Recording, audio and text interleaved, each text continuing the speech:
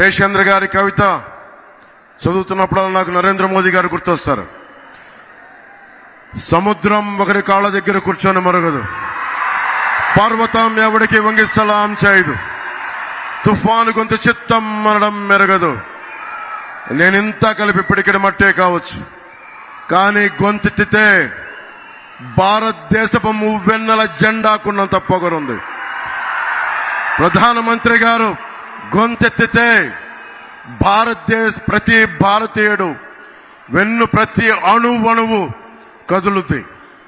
కేవలం సంక్షేమం కాకుండా అభివృద్ధి, ప్రతి ఒక్కరికి ఉపాధి, పరిశ్రమలు, ప్రతి ఒక్కరికి మనకి సాగునీరు, తాగునీరు ఇలాంటివన్నీ ప్రొవైడ్ చేయగలుగుతా ఉన్నారు.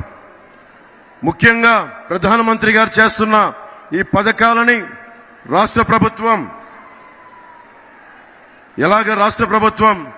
ఎలాగా దీనిని వైసీపీ పథకాలుగా చేసుకుంటుందో, ప్రధాన్ మంత్రి ఫసల్ బీమా యోజన పథకాన్ని వైఎస్ జగన్ ప్రభుత్వం వైఎస్ఆర్ ఫసల్ బీమా యోజన కింద 90% రైతులకి తీసుకొని కూడా అందించలేదు.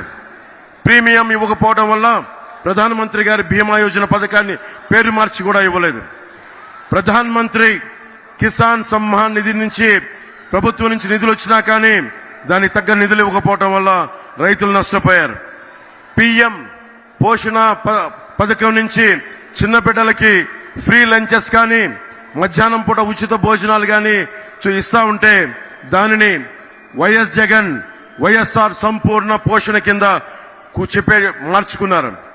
మిషన్ వాత్సల్య, మిషన్ శక్తి ఈ పథకాలని వైఎస్ ప్రభుత్వం జగనన్న గోరుముద్ద, జగనన్న పాలుగా దాన్ని ప్రధానమంత్రి గారి పథకాలని మనకి రాష్ట్ర పథకాలుగా చేస్తా ఉన్నారు.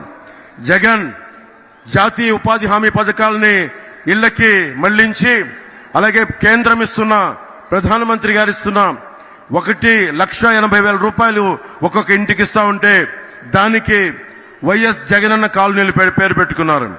అలాగే మనకి ప్రతిరోజు 38 కిలోమీటర్ల హైవే నిర్మితం జరుగుతుంది ప్రధానమంత్రి గారి నాయకత్వంలో.